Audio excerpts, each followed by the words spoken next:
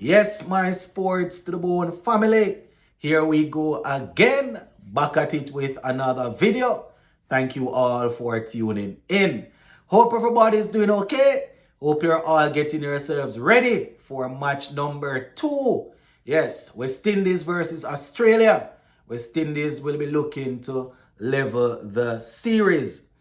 We're going to be talking Jason Hola in this one. See where Hola is saying that they want to put in a strong performance to give Andre Russell a good send-off. So I'm going to be zooming in on that. Plus, we'll be talking keys to victory. My regular viewers and subscribers know how I like to do it over here. Prior to every game, I'll come on and I'll give my keys. Those are certain things that we need to get right if we're to win the game or if we're to compete well, right? So, yeah, if you didn't get a chance to give your playing 11 this morning, you can do so in the comment section. If you want to know the playing 11 that I'm working with, I did a video this morning. You can check out that video and you will see the playing 11 that I have decided to go with. So let us start off with Jason Holder, taking it from Sportsmax. The headline says, Russell's song. Holder targets winning send-off for explosive all-rounder in second T20 against Australia. So let's just read some of this article and then we'll take a look at Jason Holder's comments, right? So it says, with Tuesday's game set to be Andre Russell's final international appearance for the West Indies, fellow all-rounder Jason Holder is hopeful that the regional side can rise to the occasion and deliver a performance worthy of a send-off. There's Russell, the 37-year-old Jamaican powerhouse, will bow out on home soil at Sabina Park, where the first ball in the second T20 International against Australia is scheduled for 7 p.m. They say the Caribbean side, which trails 1-0 in the 5-match series after another 3-wicket defeat on Sunday, is determined to even the score and honor the veterans' farewell. So this is Jason Holder, and I quote, yeah, it would be great to send him off on a high, and it would be great to send him off on a winning note, which I'm confident that we can definitely do. It's just one game in the series, 4 left, and in his final game, we just want to go out there and give everything for him. End quote for now. So that's Jason Holder there, my people. Just letting us know that it's just one game down. They have 4 more to go. They think that they can pick up the slack and win some games, but they definitely want to win the second one for Russell. So the article goes on and it says, Holder, who previously captained the West Indies in all formats, remains optimistic despite the loss in the opening game. Right? So this is Jason Holder, and I quote, there was obviously a high boundary count by the Aussies. So maybe if we can limit that, cut a few of the 6s to 4s and 4s maybe to 2s or 3s. That adds up in the end. But having said that, I think our execution could be better. And if we execute better, I think that those margins could come down a little bit. End quote. So that is Jason Holder there, my people, talking about how they can go ahead and improve how they performed in the first game. And as you know, it's always all about improvement. If it doesn't matter if you win or not, you're always going to have areas that you can improve on. And that is what Jason Holder is saying there. He also reflected on the batting. So this is him now, and I quote, I don't think we could really hit the top order that much. But I think, if anything, maybe the lower half could probably spend a few more balls before, we start to hit.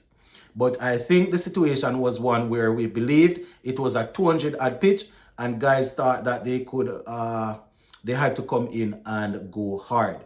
You see that we have got the confidence that we can turn it around. End quote. So that is Jason Holder there, my people.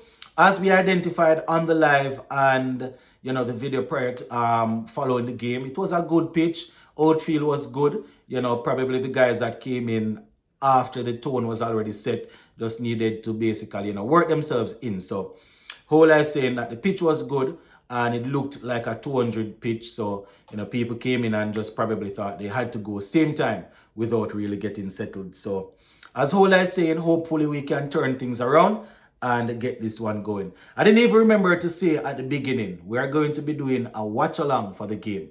So make sure you tune in. We are definitely going to be doing a watch along. So make sure you come and participate in that.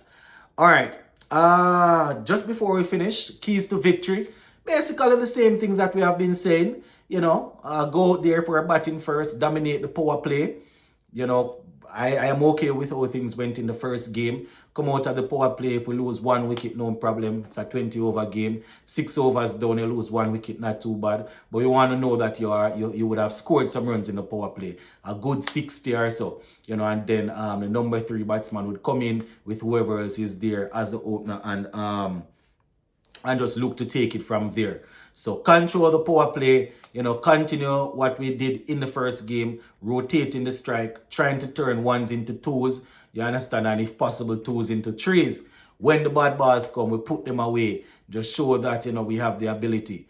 The power hitters, whether we're chasing or setting, it's important to come in, not necessarily soak up a lot of dot balls, but just get a feel for things, especially if you have overs in the bank, and then you just look to maximize. So that is how we're looking to go about it when we're batting, whether we're batting or bowling first. The same things that we have always asked for. It's the same pitch. I am thinking that they would have done some work now just to try and keep the pitch lively. So if we're batting first, over 200, over 200. We are not always going to get the same start or whatever. So if it is even the tail end that needs to chip in this time around, if we can get anything over 200, that would be good. And then again, it depends on how you start. Because if you come out of the power play 40 odd for 2 or 3 or 4, then you are going to think that if you get up to 180, 85, it might be a good score. But before we even go out there, I am hoping that we can get close to 200 or over 200 to really compete.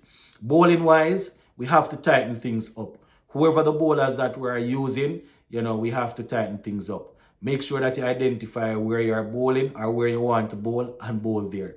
You understand? Shea Hope said it after the first game that they weren't as disciplined. They weren't able to bowl get the batsmen to hit where they wanted. So, we definitely need to work on that.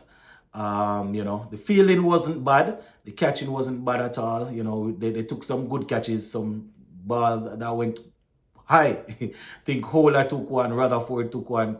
Understand? Good on the night skies. Unfortunately, the youngster Andrew actually dropped one, but the game was already gone by then. So hopefully that doesn't affect his confidence at all. And everybody can just go out there and give a good account of themselves. But yeah, gonna leave it right there. Remember, we're gonna do this live watch along, so make sure you're up for it. Big up.